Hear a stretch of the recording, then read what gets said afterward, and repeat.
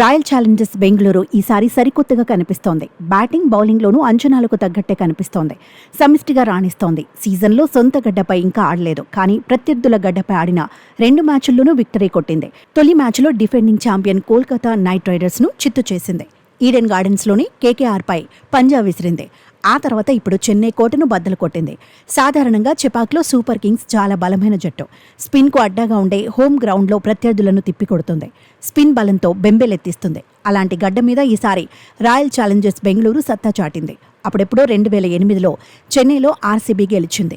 ఆ తర్వాత మళ్లీ 17 ఏళ్ల తర్వాత చెపాక్లో గెలుపు రుచి చూసింది. ద్రావిడ్ కెప్టెన్సీలో తొలి విజయం సాధించిన రాయల్ ఛాలెంజర్స్ బెంగళూరు ఇప్పుడు రజత్ పటీదార్ కెప్టెన్సీలో గెలిచింది. ప్రస్తుత సీజన్లో బ్యాక్ టు బ్యాక్ మ్యాచ్ల్లో గెలిచిన రాయల్ ఛాలెంజర్స్ బెంగళూరు కాన్ఫిడెన్స్ ఇప్పుడు పెరిగింది. ఇదే జోరు కొనసాగితే ప్లే ఆఫ్స్ చేరడం ఖాయమనే చర్చ జరుగుతోంది. 18వ సీజన్లో అయినా ఆర్సీబీ కప్ కొడుతుందని అంచనాలు పెంచుకునేలా ఆ జట్టు ఆడుతోంది.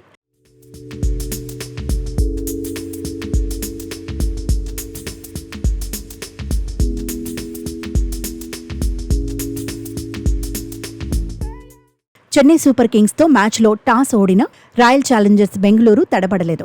కఠినమైన పిచ్ మీద పక్కా ప్లాన్ ప్రకారమే ఆడింది. ఓ ఎండ్లో ఫిల్ సాల్ట్ ఎప్పటిలాగే దూకుడు చూపించాడు. విరాట్ కోహ్లీ తొందరపడకుండా నిలకడగా ఆడాడు. యాంకర్ రోల్ ప్లే చేశాడు. Captain Rajat Patidar natural game ఆడాడు. 3 సిక్స్లతో టిమ్ డేవిడ్ కూడా దడదడలాడించాడు. దీంతో రాయల్ ఛాలెంజర్స్ బెంగళూరు 196 పరుగులు చేయగలిగింది. చెన్నైలో ఇది భారీ స్కోరే. ఛేదించటం అంత తేలికేమీ కాదు. కానీ చెన్నై బ్యాటింగ్ ఆర్డర్లో డెప్త్ ఉంది.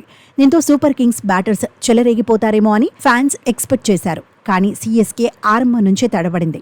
ఆర్సీబీ బౌలర్లు కట్టుదిట్టంగా బౌలింగ్ చేశారు. పవర్ ప్లేలోనే చెన్నై బ్యాట్లెత్తేసింది.